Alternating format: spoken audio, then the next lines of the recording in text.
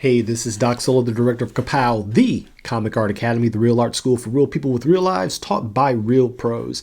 And we are wrapping up with part 2 of our art to art conversation with the astonishing Brian Shearer, who I am honored to claim as part of our team here at Ka-Pow, the Comic Art Academy. I got to learn a lot about him personally, and I'm learning along at the same time as you guys are.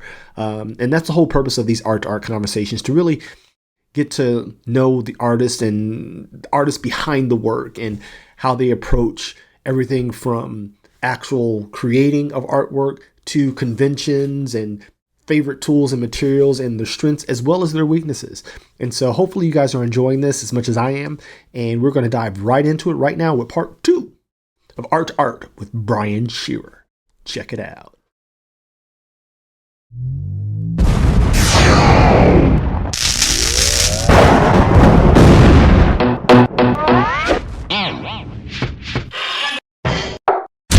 Question we get all the time, and I'm going to ask you this because I want to ask every guest here this question because we get asked all the time: traditional versus digital. And what I always say for me, if I want to show how good I am, it's traditional. Again, there's levels to this, right? If I want to show just raw eye candy and get it done quickly, it's digital.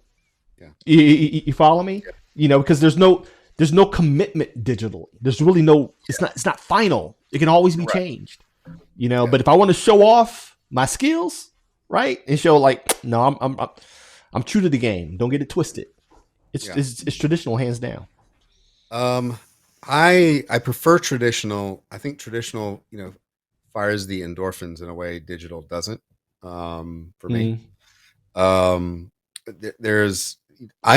much happier sitting over here. Where's my hand? Sitting over here with my desk and my tools and everything, and getting when you get a good brush and ink and it flows just perfectly. That's a state of work that because digital is always the same. I always say it's true interactivity. Yeah. What digital claims it doesn't deliver, right? Right. Traditional is true interactivity. Yeah. So with that said, there's also, if you're making a comic, especially on your own, is a huge undertaking, and I am not immortal and getting less so every day. And so it's like digital gives me the ability to do things quicker. If the most important thing is just the story.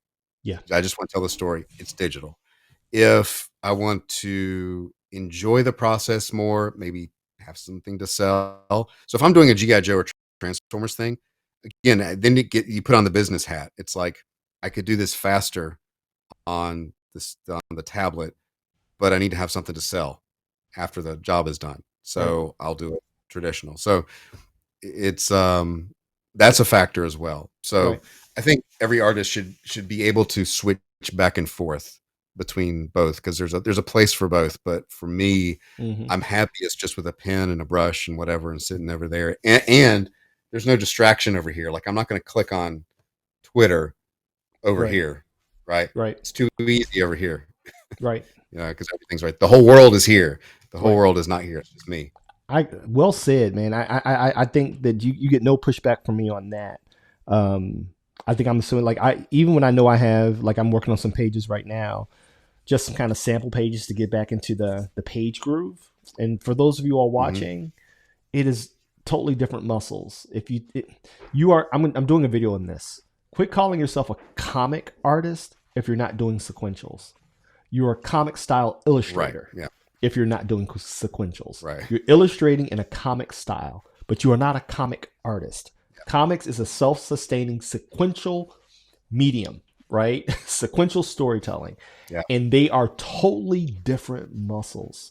I'm going to see if I can get him on here. I'm going to reach out to him. His name is Chris Ka-Pow. I came across him on YouTube, and I met him at Indie PopCon. And I did what I do. Say, hey, man, I caught your stuff on YouTube, and it was... I watched several videos. He's like, he's very humble, and he said it because his stuff is gorgeous, but it's all print work, right? It's, but it's beautiful. I bought something for my son, And I don't Yeah. buy from other artists typically, unless Yeah. it's something that really resonates with me, right? Or I just really like you as a person. And so, that's a thing. Like, buy it when I know I can do it. If I wanted it, I'll make it. Yeah. Well, it's like, It's kind of becomes that after a while, right? why would I hire a roofer when I'm a roofer? Right. And it's not slow, pissing on anybody else's ability, but when you kind of reach a certain level and you kind of know, like, I can make that if I want it, and I can really make it like I want it if I want it, right? Yeah. But anyway, I was talking to him, and he said something. He's like, well, and he was one of the few people, artists, get over yourselves, right? It's a superpower when you inquire about somebody else. And trust me, ask people about themselves. You don't have to talk about yourself. So when someone actually does it, it impresses me. And I think that's what triggered me to buy. When he asked, what do you do? Where are you at? You dig what I'm saying? Tell me about you. Yeah. And I was like, oh. And he's a young guy, so I didn't expect that from a millennial. I am the owner of a couple of millennials, right? So I'm not expecting that from a millennial, right? And so when I told him, he was like, yeah, I can't do that. And the humility baffled me, because everyone thinks they can do everything. And the true character is when you acknowledge your limitations. And it's not, to me, it's not a slight against you as a person. Actually, it's a compliment when you say, yeah, I'm not that good at this, or I don't know how to do this. But he says, I can't tell a story. He says, what you guys do, I can't do that. He says, I can do these elaborate, like I bought this Dragon Ball Z piece he did, which had every character in concentric circles from every season. Yeah. And my son is a huge Dragon Ball Z fan, right? And so I bought the movies, the 24x36 one, right? It was just impressive. He says, yeah, I can do this. That was like 1,000 hours. He says, but you asked me to tell a story? Not happening. And he said, if a lot of artists were more realistic, I said, yeah, we're kind of like the special forces. He said, yeah, because you can do what I do. I can't do what you do. I said, yeah, that door doesn't swing both ways. I can get a hair up my butt, and I can say, you know what? I'm going to do an elaborate He-Man and the Masters of the Universe or a Transformers piece. And I can do all of them. But I can also sit down and crank out a 22-page, 50-page graphic novel, and have it read right. Yeah. Yeah. I mean, it definitely is. It's definitely a different set of muscles. It is. And it's easy, especially if the thing with, and there's a example I came across because actually Elliot gave me a book, Elliot Fernandez. And I picked it up off the shelf yesterday and looked at it, and I was reading it, and the art he gave it to me because he said the art's great and the colors, check out the colors in this. And it was a beautiful book. And I remember reading the intro, and suddenly I was confused, and I'm like, wait a minute, who is this? And I realized that the artist had taken a basic grid, but tried to get fancy with the layout, but the layout went contrary to the grammar of comics. And so I was lost. I was confused. Yep. And it's like, when I realized what he's done, it's like, oh yeah, it's really clever, but it doesn't work. Right. Because it took me a second to recognize your cleverness. Right. And it took me out of the story. It disconnected you. And that's the worst thing you can do in a story, is have a person disconnect from it. Even if for a moment, you lose the suspension of disbelief at that moment. Yeah, this is a magic spell, and anything that breaks the spell, well, it's broken. I mean, that's what you're trying to avoid. Yeah, doesn't matter how pretty it is. It doesn't matter how clever it is. You've broken the spell. Doesn't. Well said. I'm not gonna keep you much longer, because this is the most we've ever talked. And so, it is. And he's part of the Ka-Pow team, and I was really looking forward to now I can kind of get into the weeds with him. You know what I mean? So I got a couple of questions. All right, so I think you answered one. Give me that validation / affirmation moment or person for you when it came to the comic craft. Who's that validation person or moment that you're like, you know what? I think I can do this. So that would be one of my old studio mates, Rick Ketchum, who passed away about 2015. Okay. He was an inker for Marvel. He was local. Him and a bunch of guys had studio space downtown, and I used to see him at Heroes Con, which was our home local-ish show, Hmm. hour and a half away. And he was always I'd saying, agree "Hey, with that. you need to come up hang out in the studio. Come up hang out in the studio." Hmm. And I eventually went up there, and then I got a table up there, and he was the one that taught me kind of how the industry worked at the time. Um, Even down to when you talk to this editor, say this way, right? Yeah. Um, and just would you know just being in that environment, and he would hand things off to me. It's like, here, will you ink this background on this X-Men thing or whatever, because Hmm. I'm running behind. And I think just those little interactions where it's like, okay, I'm not a complete fraud. Right. Right. you I know dig it. it's like maybe there's hope. And Hmm. so it was through that relationship that I started really, if I could pin it down to one relationship, it was that one that that got me kind of at least a little bit of confidence that it could happen. Okay. I love that, man. I love that. When, if ever, do you feel it began to really click for you as an artist? um I want to say, um I feel like I'm a late bloomer, because it was in my 20s when I said, "Oh, I need to settle down and actually study anatomy. Like, I need to actually pay attention to these things, instead of just drawing." Right. Hmm. So you have to put some deliberate practice and deliberate thought into it.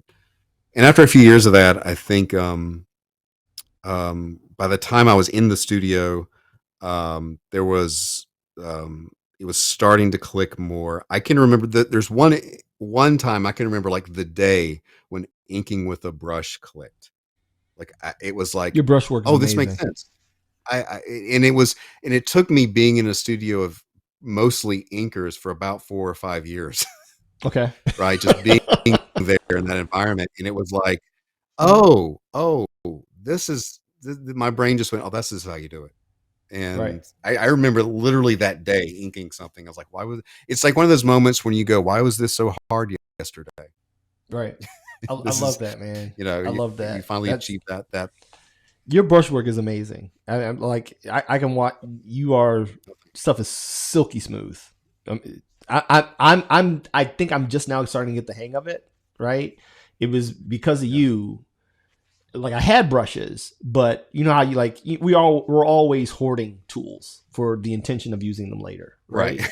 Oh, And yeah. experimenting. Yeah. One day. It was seeing your stuff on Whatnot, and I'm like, okay, I'm about to pull these brushes out and really just do a deep dive. You know what I mean? And I started doing all the Yeah. brush exercises and the S's and the cross had Yeah. all the control exercises. You know what I mean? And I think it's just now starting to click. Now it's about finding the brush that I really want to use.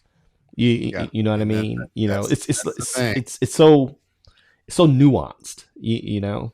Yeah, it is. It's the bad. You can't ink good with a bad brush. No, not happening. You can't be slick with a crappy brush. The tools do matter. So, like, you can take a crappy brush and do some effects, or you can draw. Your drawing skills can show through a bad tool, but you're not going to make a good line with a bad tool, I like that. right? No one's going to admire your line work if the tool will not make the line. Right. It's like trying to hammer in a straight nail with a crooked hammer. Yeah, yeah, you can do it, I guess, but it's like Good everybody's going luck to with go, "What's that. wrong with that hammer? We know you know how to hammer. What Right. was wrong with that?" I love it. From an educational standpoint, as artists, we're always developing and honing our craft. What is the one thing you would say that you learned early as an artist that really helped you make significant leaps in your progress and your development? Um, not to, I think not to take myself so seriously, or my sketches so seriously. Mm. And I see this a lot with younger artists especially, that come by my table and they show me their sketchbook, and I can tell where you are if you show me your sketchbook and here's a rough drawing in the middle of the page, all this empty space. Turn the page. There's another one. I'm like, why didn't you fill up all that? Space. What's so precious about this book or your art that you're not filling this corner to corner, right? And once you get used to not taking every line, everything's not a masterpiece, right? It's like you've got to tear through some stuff, and there'll be some great sketches here, and then there'll be a crappy one here. It doesn't matter. It's like, fill this thing up, Right. turn the next one, fill it up. It's like, don't try. You'll develop those skills more by being loose and free, and taking that practice seriously but loosely, if that makes sense. You have just, and this is the reason. This is one of the reasons I wanted to do this, the series of interviews, is because I'm just not asking you for other people. I'm asking you for me, right? These are things that I again, this is what I do at shows when I come across artists. I want to learn what I don't know. It's not the stuff that you know that gets you, it's stuff that you don't know. And in that statement, you just lifted a huge weight off of my shoulders. And I've been in the game for over 30 years, right? Because it was never how I earned my living. And I would take these freelance jobs, whether it be storyboarding, animatics, right? Children's books, whatever the case may be. I didn't have the luxury of relaxing and giving myself a break. I would take a project, boom, because I so badly wanted to stay tethered to the craft. And it was always heavy. There was always weight attached to it, right? I was getting paid for it. Just now, recently, I when we did one of our reviews, you heard me mention to the student about how I just started just getting really loose in the sketchbook. I never did that before. And just letting it be whatever it's going, and being okay with it, as opposed to everything had to be polished, everything had to be finished. And I think that's a dangerous rut that we can fall into as artists. I've lived there for the majority of my career, if I'm being completely transparent. And I'm just now finding that liberty to like, no, dude, you're retired. Everything ain't got to be a print or a poster. Grab the sketchbook. Everything, with my studio, every page that I did had to be a page with production level quality, because I was working full time and I didn't know when I'd be able to get back to it. So every stroke had to matter, So a good exercise, and I do this, I have a buddy that comes to a lot of shows with me, and we've been friends since college. And a good exercise I've discovered is, when it's slow, get a sheet of paper and see if you can make him laugh. Right. And I have the most ridiculous and disturbing drawings because they were funny. And I ended up actually selling a few of them, because people walk by like, what is that? And I'm like, oh, you want it? I mean, here, you can buy it if you want. But it's like, if the sole purpose is to make this person laugh, I mean, and draw well, just draw to your skill level. Right. It's very freeing, because you're not trying to do anything except entertain right now on this sheet of paper, and fill it up with ridiculous things. It's pretty freeing. So I would recommend trying that. Dude, you just taught the director something, man. You just really helped validate where I'm at. Just give yourself the liberty just to have fun and be loose. Everything doesn't have to be a thing, and so I love that. Here's a question. As we know as pros, one of the things I tell people is, and this is a saying, I'm probably going to do a reel or short on it, but this is a soloism, is that, being a pro, you don't become a pro when you get paid. A pro is someone that can deliver quality, right? And execution on a contract, on time. You dig what I'm saying? Time is the factor. To me, time is the biggest factor of a pro. One of my formulas is skill is when execution meets efficiency. That's skill by definition. If you see, me, I used to play professional level basketball. If it takes you 5 dribbles, it takes a pro 2, right, to get to the same place. You know what I mean? That's telling to another pro. Just like, oh no, he's legit. It took him 4 moves to get there. It took the other dude 1.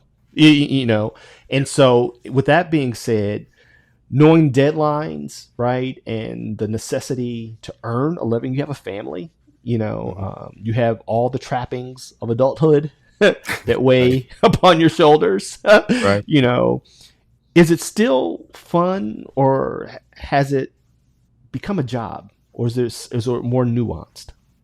It depends. There's elements of both. I have found this with I I think what and this is again this is probably getting into some psychology here as to Mm-hmm. why this is.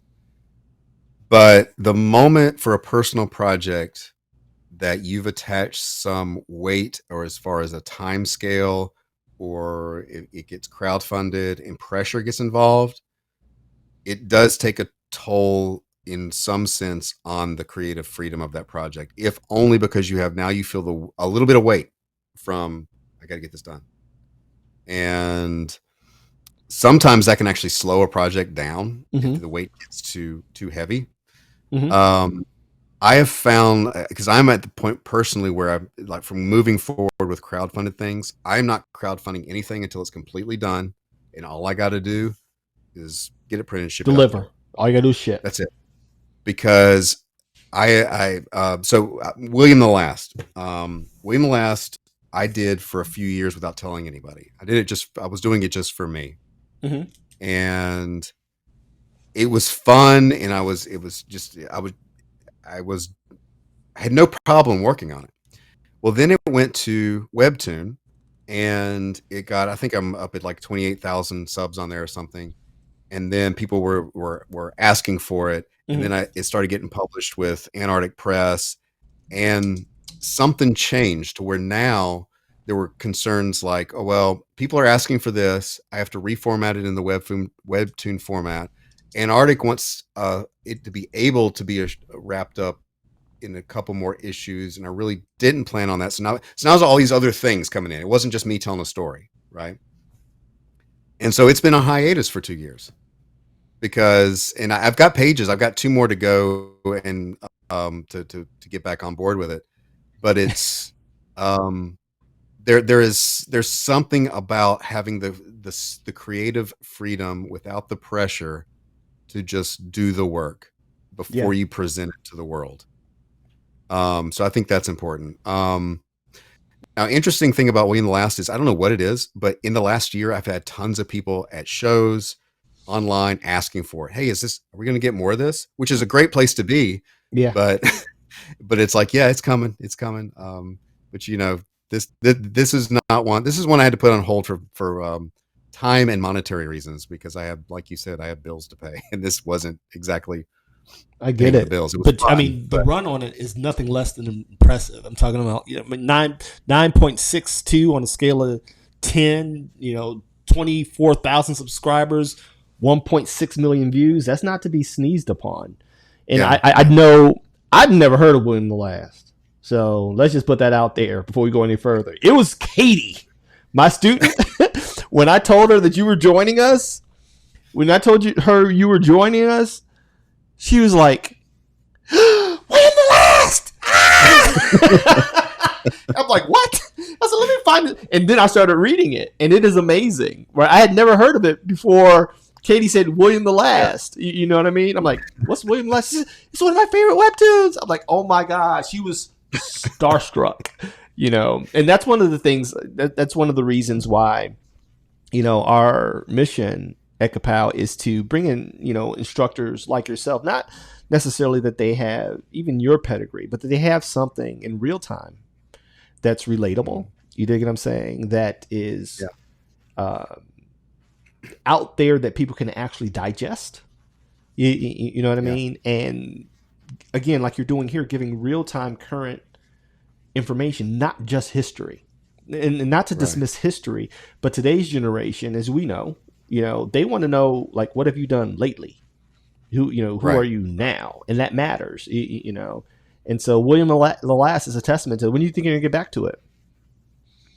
I'm hoping probably after the first of the year. I'm gonna. So the print company got. I mean, Antarctic is still around, but I had this weird deal with them through a different company, and COVID killed it.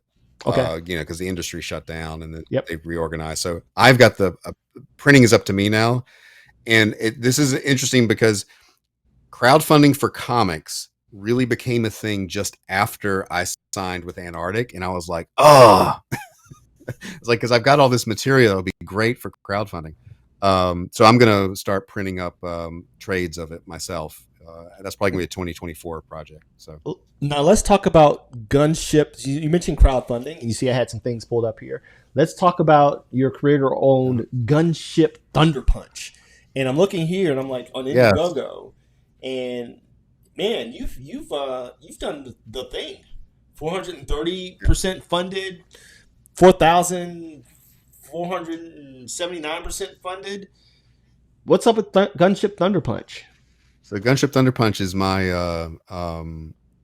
I just wanted to do a fun transforming robot story because I worked on Transformers, but I'm a Transformers fan. I mean, so I just wanted to do my own and just do a fun space story. So I mean, it's about this woman who in the future there are Martians we discover, and that we're at war with them, and this woman's son gets kidnapped, and the only way she can rescue him is with the help of this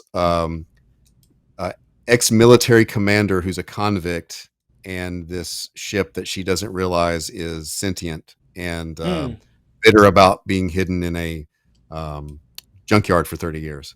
Oh, wow. So they go off on this adventure, and Martians and aliens and all that stuff. So first one came out in 2020, and then the second book, I literally have like 4 pages left to draw, and I'm lettering it. And so this is one of the book 2 is the one that forced me into realizing I need to finish things ahead of time. Just because the last 2 years I haven't been posting as they happen because people would say I'm making it up, but it's like I had shingles, I had knee surgery, I had a concussion, I had it's one thing after another, and then I had covers by other people that were taking, took a little longer than expected. So it's been 2 years, and it's just like, okay, there's too many variables that can come up. Right. So it's best just to have it done, be done with it, and all you got to do is ship. Yeah. Yeah. Now I've only had like maybe 5 people ask for a refund, and most people are like, hey, I know it's going to be great when you get it, which is great, but I don't want to do that. I want to have it. It's an integrity issue, if you ask me, right? As someone that, even though I haven't launched my first crowdfunding, I'm an autodidact. I've read every book on the subject, literally. Right. I have them all sitting over there, right, in videos because of my independent creator-owned studio. But I also am an avid funder of funding projects. Because again, a lot of people who don't know about crowdfunding, you never know. I'm a fan of Gary Vaynerchuk, right? Gary V. Jab, jab, jab, right hook. Give, then ask, right? If you give 3 times more than you ask, by the time you ask, people are more likely to reciprocate, right? And so in crowdfunding, it's always a good practice to support, especially if you plan on one day, launching your own project. But integrity comes into play oftentimes because we know that there is a risk in crowdfunding. They let you know, you got to read the fine print, y'all. All right. There's a risk in crowdfunding that the platforms do not guarantee deliverables. That is solely on the creator of said project. But the fact that you speak to it, it speaks to your character. Again, we can't account for what life's going to throw at us. That's what makes it life and not a script, right? We can't plan for those things. But the fact that you have, and I think you have some cred too, the fact that you have delivered already.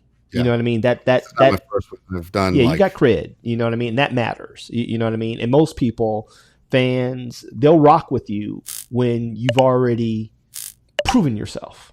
You know what I mean? Because we're all living this life doing the best that we can. We all got smacked by COVID. We all get smacked by the economy. We understand. But I'm like you, right? I'm planning our first crowdfunding, and it's actually on our first book that we released back in 2004. Why? Because I got them in hand, right? And I'm going to use that to fund the second book, finish it, right? And then crowdfund it, because I have been burned on supporting people that didn't fulfill. So I get it. That's good stuff, man. I know you probably weren't expect me to pull this stuff up, but what kind of host would I be? And so, next question. I have a couple more, and we're gonna let you go. Thank you for being patient. I know you got a lot of stuff going on, Oh yeah. but I didn't expect the conversation to go this good. So forgive me Oh, for not being as professional as I'd like to be. Um, oh, you're fine. Talk a little bit about your creative process. What gets your juices flowing? What does a typical workday look like for you? Um, I usually in the mornings after I drop my son off,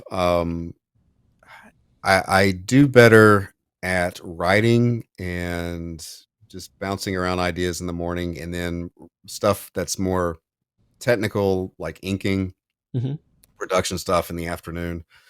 I really like just being free, especially when I'm writing something or coming up with an idea, of just having the space without pressure to just throw ideas on a page. Mm, And just whether it's a sketch or whether it's a dialogue or whatever. Um, so making space for that, pressure free helps. And that goes back to the whole, once pressure gets introduced, it stops being a playground, right. and I think the playground, you need to spend as much time within reason on the playground as you can, to come up with some good ideas, I love that. before you move into the execution. Let's start processing this. Um, so and every day for me can be different, just because I've got different stuff going on. On Mondays and Fridays I'm teaching with Ka-Pow, so there's it's sometimes difficult to really get a good head of steam early in the morning, because after I drive, I've only got a couple hours. So Mm-hmm. if I got things to ship, that's an easy to Right. do thing to I tick off would the say I'm sorry, box. but I'm not, because we're so happy to have you. Oh So no, it's fine. I would say I'm sorry for putting that on you, but I'm not, because I'm so But happy yeah, to have you. it's good. And then yeah, it just depends. And then Mm-hmm. my mom lives like around the corner, so sometimes I'll get the phone call. Can you come up here and help me with my computer? Can you do Right. this? Can you do right? So it's Gotta take care of um mama. yeah. So just depends on the day, but and the nice thing about, sometimes in the evening I got my Surface Pro, I can go in the living room and my wife will be watching TV, and I can sit in there and, maybe pencil on a page Mm-hmm. casually, just, being in the same room with her. Mm-hmm. And then it's time to get my son ready for bed and be the dad and do all that and Do, collapse and do, then wake up go in the be morning dad. again. Yeah. So I love it. I love it. I enjoy it, because as someone that has passed through that gauntlet 4 times, now in on grandchild number 7, you miss it. When you're yeah, in it, it's kind of like you're just getting it done. But after a yeah, while, uh, once that routine is broken, you kind of look back and be like, "Whoa, that was some good stuff." And I kind of miss that a yeah, little bit. You yeah, had me running around like a chicken with my head cut off, but I was okay with it. right. Yeah. I love it.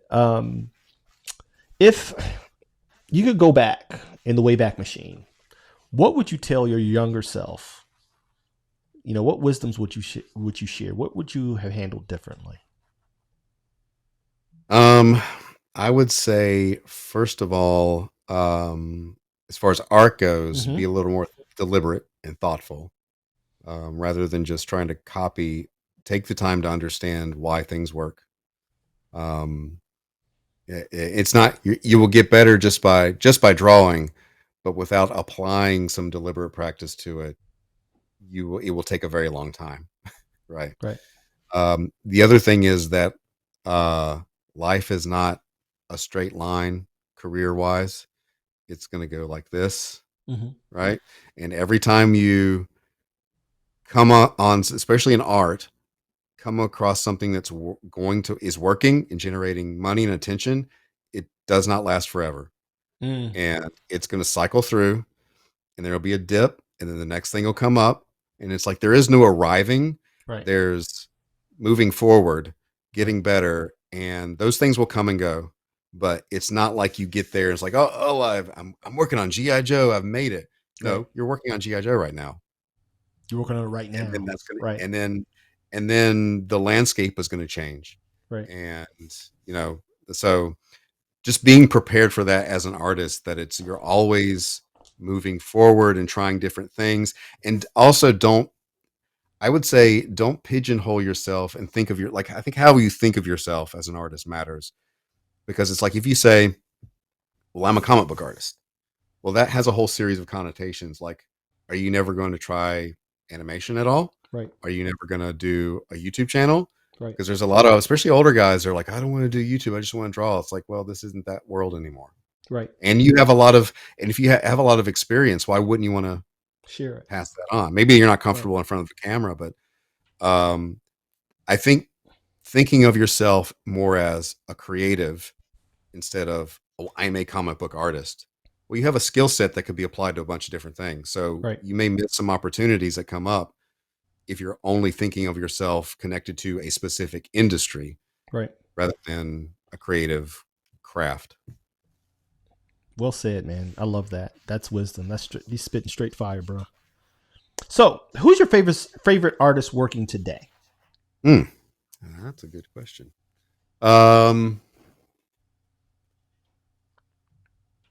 You talked about yesteryear. Who's your favorite artist killing it today, in your opinion? This goes back to not paying attention to names, but to, I guess, images and styles. Right.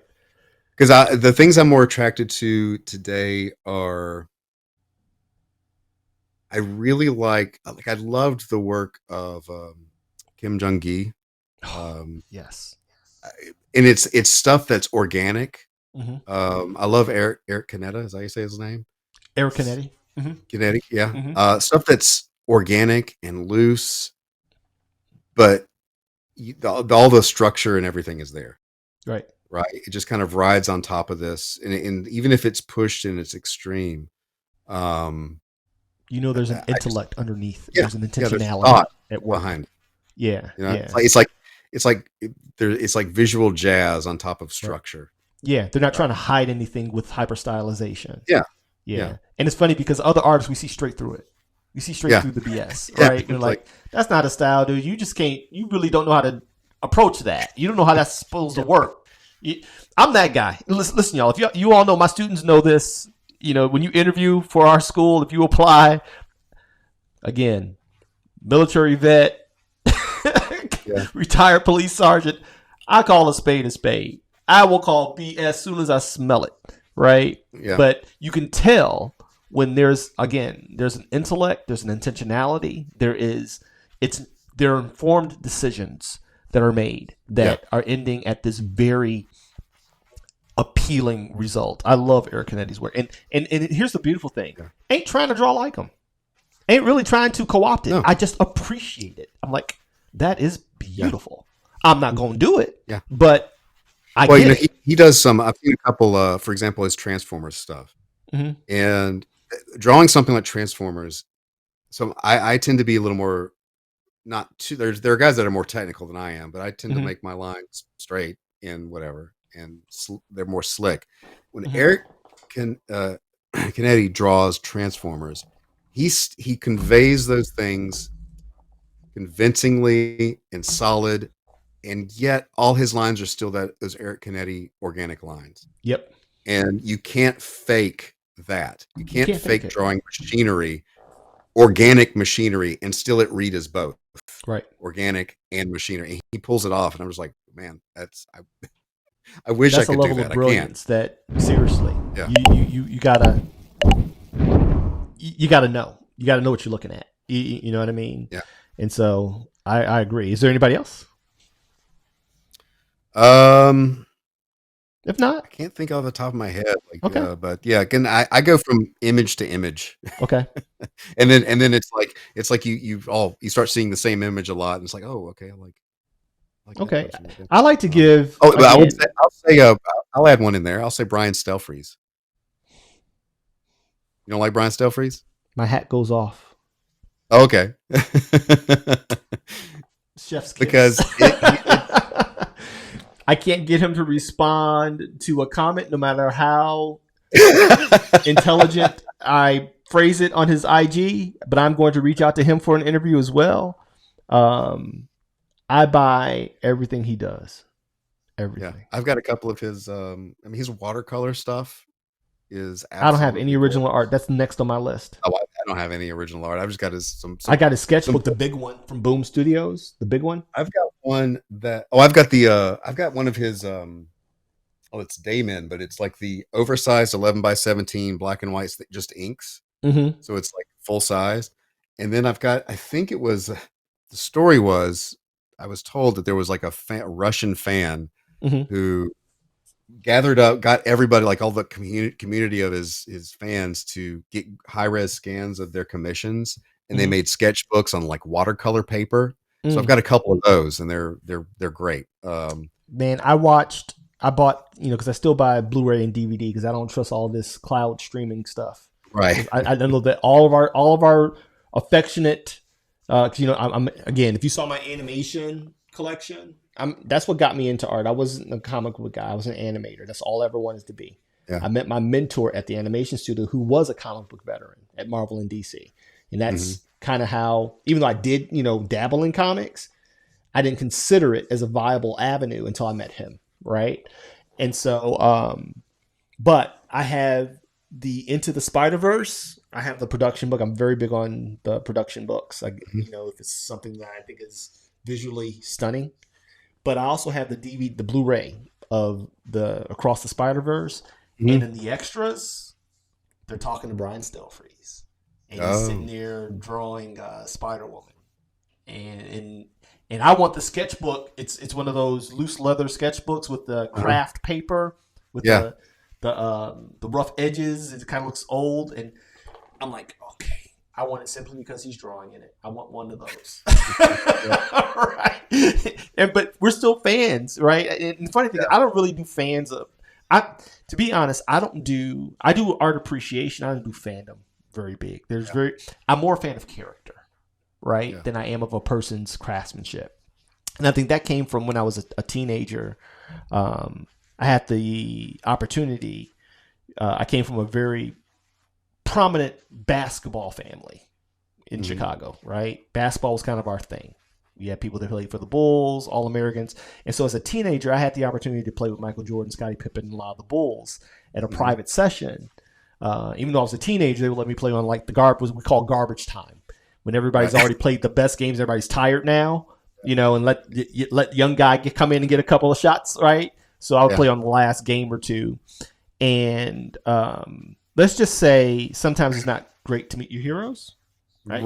And so ever since then, I've never been a fan of ability. I've been an appreciator of ability, right? But I'm more a fan of character.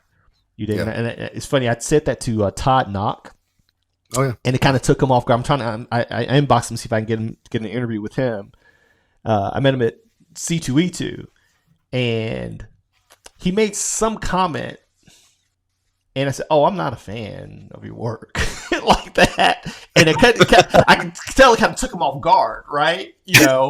I said, "But I am a fan of you. I see how you seem so kind on your streams, and you give attention to your viewers." I said, "I'm a fan of who you come off as a person." I said, I liked Wild Guard when he did it. You know what I mean? I thought it was interesting, but it was. I'm not. You're not somebody I would want to emulate, even though I appreciate what you do, right? I said, but I'm a fan of who you are, and I saw his whole demeanor shift. Because I have to be kind of specific.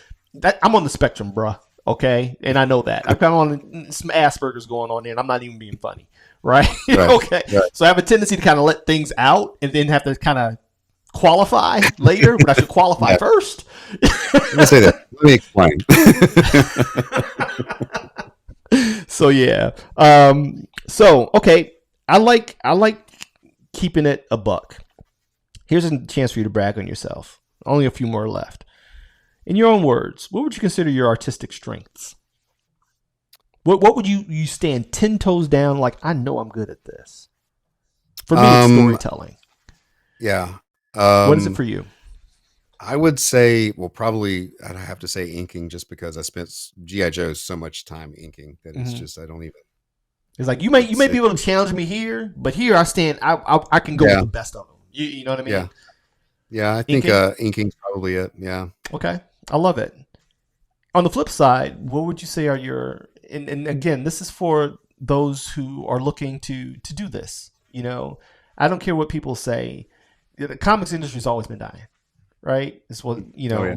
but from what I've seen at shows and the amount of applicants that we have entertained for Ka-Pow, even though we want more students, we just couldn't service them. It wasn't a good Yeah. fit.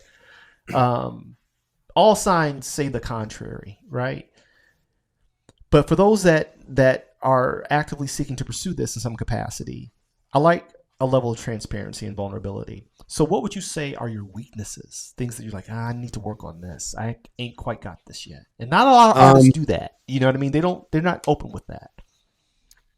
Yeah, I think for me, probably making, because these are the things I think of when I'm drawing, and I'm like, I feel like I'm not pulling this off.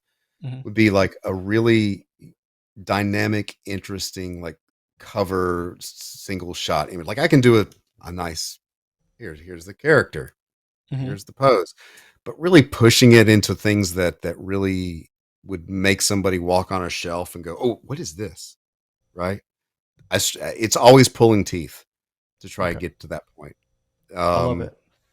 You Yeah. just helped somebody out there, man. Seriously, because again, fans and novices, they think creatively, and we're both, believers, but they think creatively that we walk on water. And I'm like, no. If you saw how many times I had to erase this, if you saw how many times I had to pull up reference for this, this finger got me. I couldn't get that finger to work. Right. Oh yeah. There's always a hand. Right. There's and drawing so much live, I've gotten to the point where one of the most freeing things, if anybody out there is gonna try to do like live stream drawing, is you can't care about looking like a fool. Once you get to that point, you're free. Right. Once you don't care, you're free. So I like at this point, I just think it's funny, but there's always like you get the whole figure is this is perfect, and then there's this stupid hand, and you forget how to draw, and it's like here, You just have a and huge brain fart. Yeah, you're just like tweaking it. It's like no, that's right. Not, no, that's right. And it's like you're just racing, and it's kind of a joke on my chat with the regulars because they're like, there's always a hand. It's always it's like hand. Yeah, I know. For me, sometimes it's a hand, and I get a lot of compliments on my hands, but a lot of people don't know what it takes for me to get to those end results. Oftentimes, but it's that oftentimes, and second to that, the right facial expression. Right. Yeah. Like, and it's not, it's not the structure. It's the emotion. It's the emotion. It's a character. The hand is a character. Yeah. I always say the hand is a support actor to your character. You know what I mean? That the hand is that second piece that sells whatever it is in that moment. Everybody knows what a person with who doesn't know what to do with their hands. Right. And that comes across like you can draw something to where it looks like the character doesn't know what to do with his hands. It doesn't matter if the hand is drawn correctly. Right. It's telling the wrong story. Right. Right. And that's the struggle. Or you could do Jim Lee and do this. All right. 20 feet, no feet, at the feet. I love it. But those are the shortcuts. I'm not knocking Jim Lee, but those are the shortcuts we tend to take oftentimes. And so here's another question. What do you love most about the industry today? What do you love most? I know it's old crotchety guys. We're always butthurt about what's changed and what we don't like. But what do you love most about the industry today? I do like that a lot of the industry seems to be branching out further than just in American comics, more than just superheroes. Because American comics is kind of synonymous with Batman, Superman, all this stuff. And if you do comics in America, I was growing up, there were two options. You did Disney, like Uncle Scrooge or something like that, which was fading by the time I was, coming along. Mm-hmm. Or you're doing Marvel and DC, and that's it. That's Big two, that was the dream. Now was crowdfunding and stuff. You can as long as a story, if you can hook people into the presentation or you develop your audience, you could sell pretty much any story you wanted to tell. And I I think love that's it. a good spot to be in. I love it. All right. There's always a flip side. What do you like the least about the industry and the direction it's going today? There's always, Social remember, man, media. most blades, unless it's a katana, has 2 edges. So, Well, every blade has a point. right. So, the problem is that social media has really taken the curtain back and shown who people are, Yeah. because people won't keep their mouth shut. Yeah. And like you said earlier, the industry is small, and I think one of the most disappointing things is, this is probably a bigger subject than we want to go into, but like the rest of culture, we're very divided, and comics is like a petri dish, like a small anything that's going on in the culture at large is going on a lot faster in a smaller space, rotating faster in comics. Mm-hmm. And the amount of vitriol among creators is amazing, and I would have said coming up unprofessional. Yeah. And I say it now, but there's just, this is not professional at all. And and it's like, okay, you disagree with this person. Let's just say, well, whatever, religion, politics, doesn't matter. But you two people are basically wishing death publicly on each other. Isn't right? that crazy? And it's like, what are you doing? It's like we've lost all sense of professionalism, basic humanity, boundaries, all that. Yeah. And it's unreal. So yeah. Well said, man. Well said. As creatives, we often suffer from the curse of not enough time. I'm sure you can say amen to that. Right. What new frontier would you like to explore artistically if time weren't an issue? I would say for me personally, trying to do some more animation stuff. Honestly, I dabble a little bit, and again, it's time consuming. Yes, so, I'm working on some animatics right now. Oh my gosh, I forgot how tough they were. Storyboard Pro. I'm like, oh my god. But it's like with Clip Studio and like Procreate, like we have these tools where we can do things. And so, I dabble in it, and I try to learn as I go. And like for Thunder Punch, I did a little animated thing, 9 hours of work for 15 seconds of 20 seconds. movement. I was about to say 20 seconds. If you didn't mention, 20 seconds maybe. Yeah. But and really just especially in the age of YouTube, like we can make things and put them out there. So at least I'd like to do some more stuff with limited, maybe even limited animation, having some movement, life to things. So that's on my radar. I do a little bit, but again, can't do everything. My beard's getting grayer, and time is not on our side. I agree. Like I said, I'm working on some animatics right now. The last animatics I did in back when it was still called Flash, right? And I did a small commercial for a local guy. And again, you all, this is what the comic craft, these are the doors that it opens up for you. Right? You dig what I'm saying? Plug time. If you want to learn, these are the guys you're going to be learning from, right? And how those doors are open. But back to the point, it's so time consuming.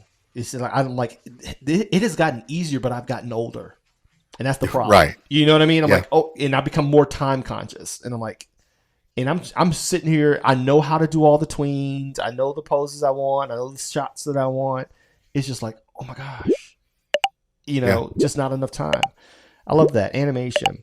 What project or creative person would you jump at the opportunity to work with or on if the opportunity presented itself? That's a good question. And here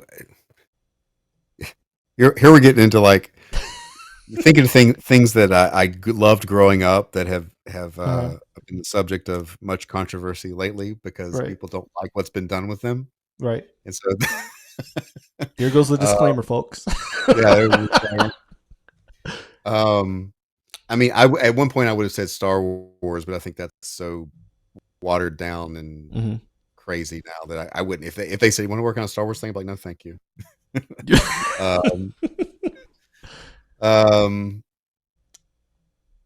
yeah, that's tough. You know, it's a tough because especially someone who, again, my two favorite properties, toys growing up were GI Joe and Transformers, and I've done that.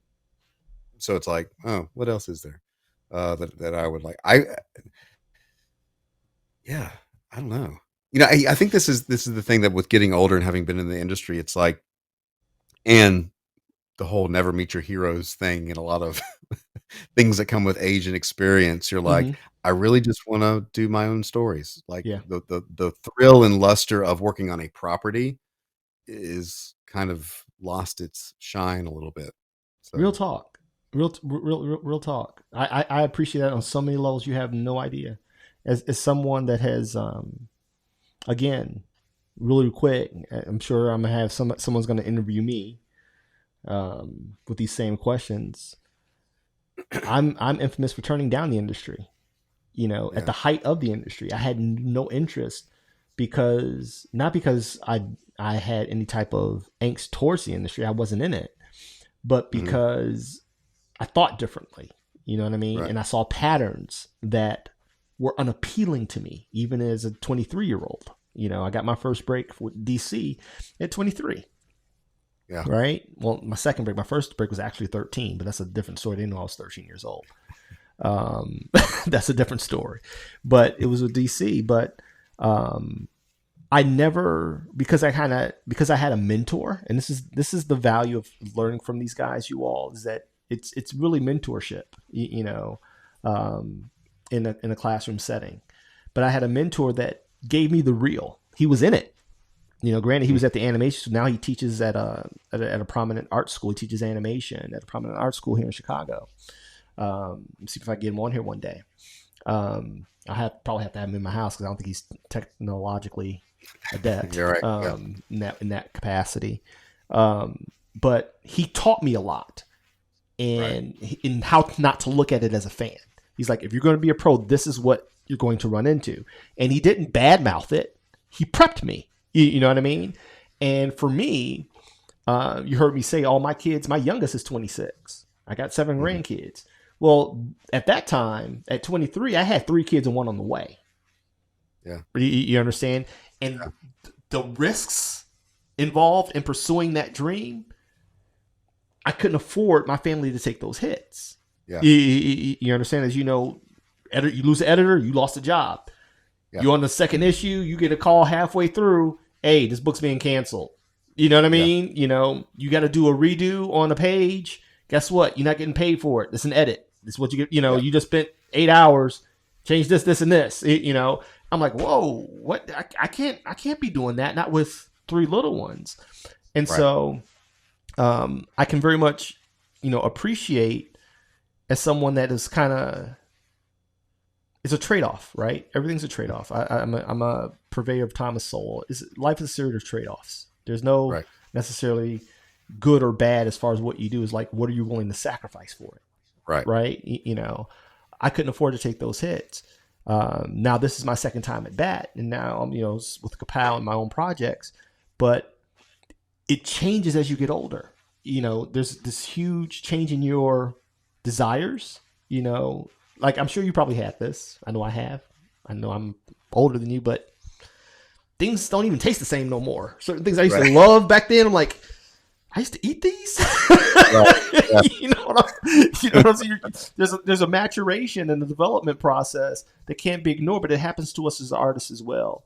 As, you know, when you've done enough things and you're like, no, I'm okay now. I really want to, it doesn't have to make millions of dollars, but I own it. It's mine. You know what I mean? It's something that I leave to my son that he can say, hey, your great granddaddy used to, this is what he did. You know, that matters to me more than anything. Yeah. Yeah, absolutely. I mean, I mean, I'm at the point where it's like, I'm because I'm a professional, I do things that make money, but I'm not looking to get like rich and famous. I mean, rich would be nice, I guess. but I definitely wouldn't want to be famous, Right. like famous. But yeah, I think it's true. It's like, because you like we talked about before, you start realizing time is short. Family is more important. Um, you know, it's, and then you just get the experience of like, you deal with, you have less tolerance for nonsense. You should, as the older you We get, call and it there's an getting awful lot of crotchety. nonsense. Old Yeah, and crotchety. yeah. But you start, you start relating more to you think back of older people in your life, and you're like, they weren't wrong. Yeah, they weren't. you know. So My grandmother used to say, live long enough, you'll get there. yeah, yeah. And that's the truth. So And now I'm there. I'm like, okay, this is what Granny was talking about. Just live yeah. long enough, you'll get there. I love that, man. So, current hot topic question. I want to end on a hot topic question.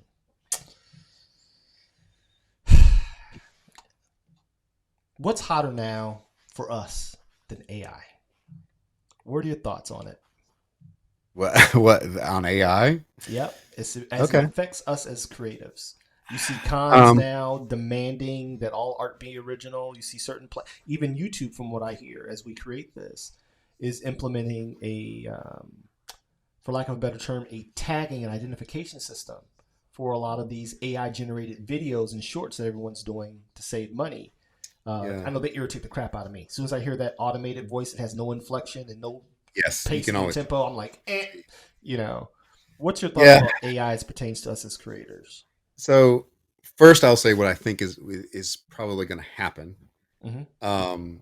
Is I don't think AI will force human artists to stop making art, because that's part of being human. What I think is going to happen is there will be a period of time where companies will figure out they don't need to hire the artists. They'll say, I'll just do it with AI. And then that'll become a bias. And then that's going to make a lot of work dry up. I think that will cycle through because, like with the voice, human beings are very good at recognizing other human beings. And when it's close but not right, you get into the uncanny valley, and that's visually, that's audibly, that's interacting. You can tell, yeah, this thing is the chat GTP is answering all these questions, but if you talk to it long enough, you realize the lights are on, but nobody's home. Right. And uh, since large groups of people in society tend to be very stupid and slow, they'll fall for it for a while. Mm-hmm. And this is my opinion. This is what I think will happen. Now, of course, technology is going to advance. Technology is going to get better. It's going to get slicker. It's going to be able to do more things. But I have, and this comes from my worldview, I think you're only going to get so far, and you won't be able to get further. You won't be able to truly recreate a human being that could fool, a human-like interaction that will fool somebody for very long. Because human beings are specific things that we're put together to recognize and interact with other human beings. And no matter how closely you imitate another human being, eventually the mask is going to slip, right? And you can't sustain that for very long. I don't care how pretty the thing is. Right. And I also think it's funny that AI can't draw hands either, or two eyes, or two eyes, or emotion, or they'll never be identical. Well said, man. I totally dig everything you said. So, in closing, is there anything you'd like to share with the audience? What you're working on, where to follow you? We'll put it all in the description, notes, wherever this is going to be posted. Yeah. How we can support you and whatever. If you go to brian-shearer.com, I'm on there. You can get to all my other stuff from there. I post a lot on Twitter, Brian_Shearer, because there's fake Brians out there apparently. But I'm there. I'm on Instagram, same hashtag, but and on YouTube, Brian Shearer. If you type in Brian Shearer in Google, I think I'm the first one that comes up. I Googled you. You're Googleable. Yeah, you can find me. We're going to put it all in the notes anyway. And so you're saying that hopefully, if I remember correctly, we can be looking for some Thunder Punch goodness in the next year or so, maybe. Oh, it should be like within months. I mean, I'm about done with it. I gotta get it off to the. I can't wait to support it. And William Last returning. You definitely got my support. Yeah, and I will not take it out your paycheck. I will pay out of my own money. I appreciate that. I'm trying to lock you down for more classes. There's real stakes here. There's real stakes with the supporter. Huh? There's real I'm trying to stakes get with more of this his time, supporter. people. He's so excellent at what he does. I'm like, oh my gosh. And so anyway, man, thank you so much for taking this time. I'm sorry if it went a little bit long. Yeah. And we might have to do this in 2 parts on YouTube. It's been 2 hours and 10 minutes. But Brian Shearer, I'm hungry. he's an instructor at Ka-Pow, the Comic Art Academy, the Real Art School, the Comic Art Academy. That's why it's in orange, the Comic Art Academy. The Real Art School for real people with real lives, taught by people like this gentleman, taught by real pros. And so check us out at Ka-Pow School, teachutodraw.com, and everywhere at Ka-Pow School. And thank you again, Brian. I love having you on the team, man. You have definitely increased our value, seriously, as an upstart entity. Again, if I can lock you down for more, you know what's coming. You know I ain't afraid to ask. You know that darn solo man, he will ask. That's how I'm built. But I thank you for the man that you are. I thank you for the creative you are. I thank you for the instructor that you are, man. And I'm grateful that you took this time, and I really got to. I feel like now I know you. You know what I mean? I know so much more about you. I just went on straight character, and usually my gut ain't wrong. Again, if I can pick out somebody who's holding drugs, I think I can pick out a guy who's pretty solid. Right. And you're as good as they come, and you're gold. Thank you so much. And as always, folks, life is short. Live, love, and laugh like it's your last day. And if that's the case, draw like your life depends on it. Solo out. All right. There you have it. That is the amazing Brian Shearer. And let me tell you something. I am thoroughly enjoying these conversations with these industry heavy hitters. And stay tuned. There's a lot more to come. I have some really good friends of mine that are names you may recognize, some you may not recognize, but nonetheless have left an indelible mark on the industry and have a lot that they want to share with you, aspiring artists or people who are just curious about the comic craft and what it is and where it can take you. And if you'd like more information about Ka-Pow, the Comic Art Academy, and this has inspired you to pursue storytelling on your own, check us out everywhere at Ka-Pow School or visit our website at teachutodraw.com. And we'd love to answer your questions. Or listen, leave something in the comments. I respond to everything. You know, our channel is growing, but we're not there yet. And we have a lot of growth to do. And I'm going to answer everything personally as much as my time allows. And so if you have any questions about me, my guest, or Ka-Pow, or some feedback, I'd love to hear it. We're at our infancy in this journey on social media, and we want to give you guys the content that you want, ask the questions that you want to know, and hopefully encourage and inspire you to pursue your dreams in storytelling and the comic craft. That's what we're all about here at Ka-Pow. And so as always, remember what I always say, life is short. So live, love, and laugh as if it's your last day on earth. Because you know what? When all is said and done, all that remains is the life you've lived, the lives you've touched, and the stories you've created. So, what are you waiting for? Solo out.